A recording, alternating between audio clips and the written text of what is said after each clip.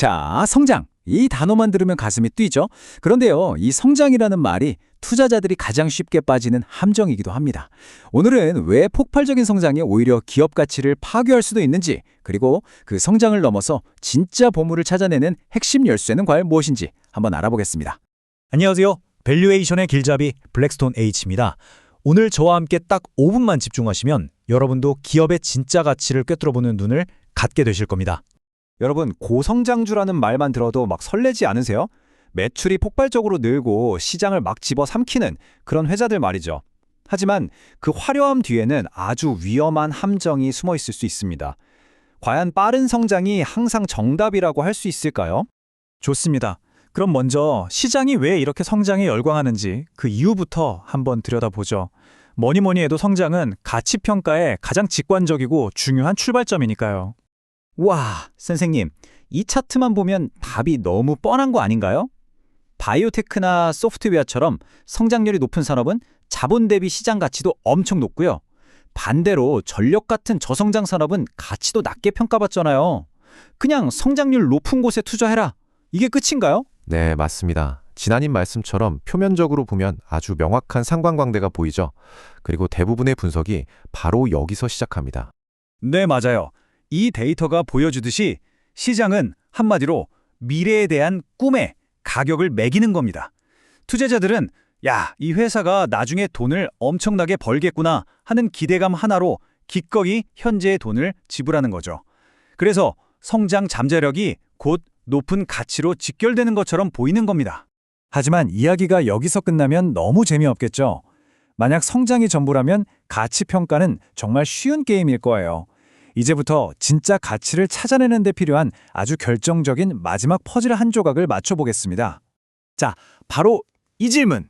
이 질문을 던지느냐 마느냐 해서 현명한 투자자와 그렇지 않은 투자자가 갈리게 됩니다. 성장이 동전의 한 면에 불과하다면 과연 그 뒷면에는 무엇이 숨어 있을까요? 그 비밀의 열쇠는 바로 ROIC, 즉 투자 자본 수익률입니다. 자, 이렇게 한번 상상해 볼까요? 두 명의 농부가 있어요. 둘 다 밭을 2배로 늘렸습니다. 이건 성장이죠. 그런데 A 농부는 새로 늘린 밭에서 황금사과를 수확했고 이게 바로 높은 ROIC입니다. 반면 B 농부는 겨우 본전치기만 했어요. 이건 낮은 ROIC죠. ROIC는 바로 이 차이, 즉 성장의 퀄리티를 보여주는 지표입니다. 얼마나 효율적으로 돈을 벌면서 크고 있는지를 알려주는 거죠.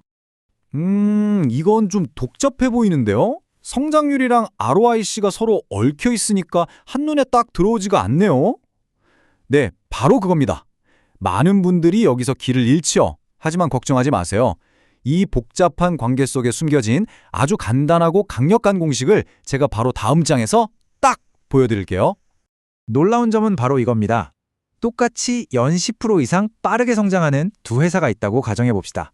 한 회사는 ROIC가 10% 미만으로 낮고 다른 회사는 30% 이상으로 아주 높아요. 그래프를 보시면 낮은 ROIC를 가진 회사는 성장을 해도 가치가 그냥 완만하게 오르죠. 하지만 높은 ROIC를 가진 회사의 가치는요, 기하급수적으로 폭발합니다. 바로 이 지점이에요. 성장이 ROIC라는 강력한 엔진을 만났을 때 비로소 진짜 가치로 전환되는 겁니다. 결국 이 데이터가 우리에게 주는 교훈은 아주 명확합니다. 성장의 양, 즉 성장률만큼이나 성장의 질, 즉 ROIC가 기업 가치에 결정적인 영향을 미친다는 거죠. 어쩌면 그 이상으로 중요할 수도 있습니다. 자, 이렇게 중요한 교훈을 과연 시장은 항상 기억하고 있을까요? 안타깝게도 역사는 아니라고 말합니다. 시장이 이 교훈을 아주 처참하게 잊어버렸던 대표적인 사례를 한번 살펴보시죠.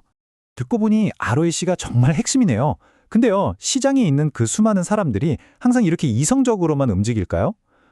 분위기 휩쓸린다거나 그런 일은 없었나요? 아주 예리한 질문이에요. 바로 그 점 때문에 2000년대 초 닷컴 버블이라는 비극이 시작됐습니다.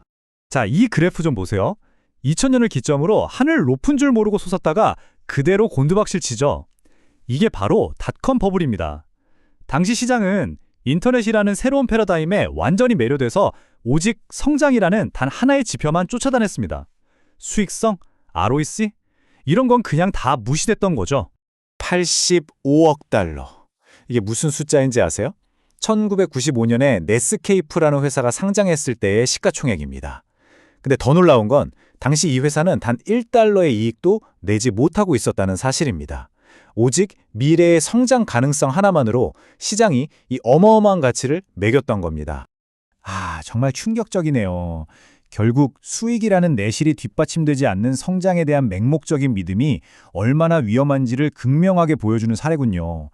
화려한 성장 뒤에 숨겨진 질을 보지 못하면 거품에 휘말릴 수밖에 없겠어요. 맞습니다. 자, 이제 우리가 배운 이 모든 교훈들을 하나의 명쾌한 공식으로 정리해 볼 시간입니다. 이것만 기억하셔도 오늘 내용은 완벽하게 성공입니다. 여러분, 이것만은 꼭 기억하십시오. 진정한 가치를 만드는 공식은 바로 이것 하나입니다. 높은 성장률 곱하기 높은 ROIC. 이 두 가지가 만날 때 가치는 단순히 더해지는 게 아니에요. 기하급수적으로 증폭되는 이른바 복리의 마법이 시작되는 겁니다. 자, 그럼 오늘 내용 정리해 볼까요? 첫째, 성장은 가치 평가의 아주 중요한 출발점입니다. 둘째, 하지만 그 성장은 반드시 높은 수익성, 즉 높은 ROIC와 함께 해야만 진짜 의미가 있다는 거고요. 그리고 마지막 셋째, 바로 이 두 가지 양과 질이 모두 좋은 성장이 만났을 때 비로소 기업은 지속 가능한 가치를 만들어낼 수 있다는 겁니다.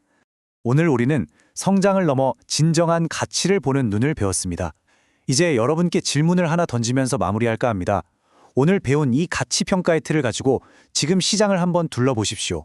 과연 어떤 기업이 성장과 수익성의 완벽한 균형을 통해 단단한 가치를 쌓아올리고 있을까요? 반대로 20년 전 닷컴 버블의 그림가처럼 수익성 없는 성장의 신기루를 쫓고 있는 기업은 과연 없을까요?